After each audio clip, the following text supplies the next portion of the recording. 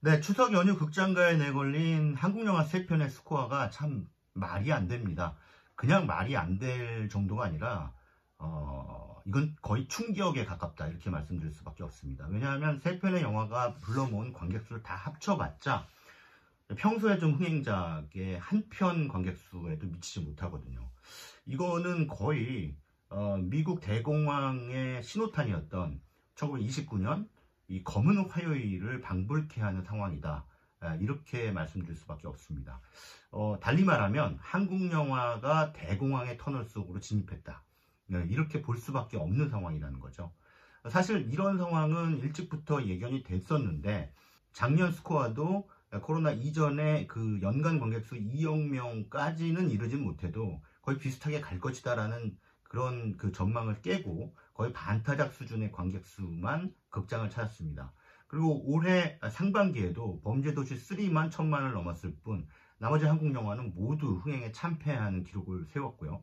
그리고 지난 여름에도 일단 밀수라는 작품 빼고는 다른 영화들은 모두 흥행에 실패. 이번 추석 연휴에는 모든 영화 실패, 참패 이렇게 됐습니다. 그러니까 앞으로 한국 영화는 계속해서 이러한 공황의 터널을 지나갈 것이다 라고 예상하는 게 무리는 아니겠죠. 원인을 따져보면은 일단은 많은 사람들이 관객들이 OTT에 익숙해져서 극장을 더 이상 찾지 않는다 이렇게 얘기를 하는데 그것은 단기적인 원인이지만 사실상 원인이라기보다는 결과에 가깝다. 무슨 결과냐? 스크린 독과점과 수직 계열화에 따른 관객 이탈 현상이다. 그것이 이 지금의 공황 상태를 만들어 놓은 원인이 됐다라고 보는 거죠. 그래서 근본적인 원인인 스크린 독과점과 수직 계열화의 문제는 지난 2006년 괴물이 독과점 문제를 촉발시킬 때부터 꾸준히 문제가 제기됐지만 언론에서도 꾸준히 이 얘기를 했고요.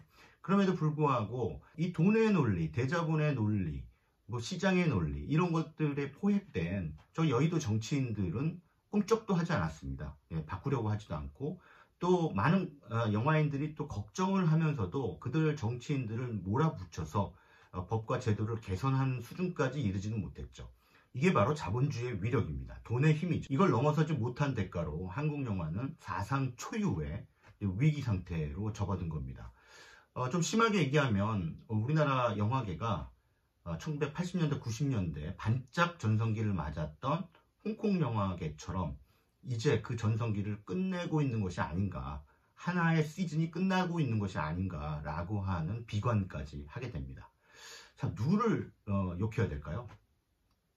당연히 CJ, 롯데, 쇼박스, 뉴 이런 대기업 자본입니다. 이런 기업들이 지금까지 자신들의 독과점 욕망을 마음껏 펼친 덕분에 시장이 극단적으로 왜곡됐고 또 지금의 공황 상태를 부른 것입니다.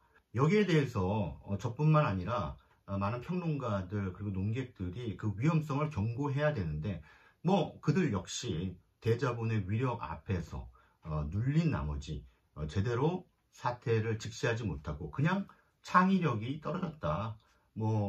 많은 분들이 또 좋아하시는 그 별정가 부르주아 리도 그렇게 진단을 했습니다만 창의력이 떨어진 건 그게 원인이 아니라 결과입니다. 다양한 영화들이 만들어질 수 없는 시장 환경이기 때문에 창의력이 만들어질 수가 없었던 거죠. 애초부터. 그렇기 때문에 스크린 독과점 그리고 수직 계열화를 개선하라고 목소리를 높여야 됨에도 불구하고 역시나 마찬가지로 돈의 논리에 포획돼서 이렇다 할 그런 어떤 경고의 목소리를 높이지 못했던 것이 작금의 사태를 유발하는 또 하나의 원인이 됐다. 저는 그렇게 봅니다. 자, 앞으로 좀 계속 한국 영화 한숨 나올 텐데 어떻게 될지 착잡한 심경으로 지켜볼 수밖에 없을 것 같습니다.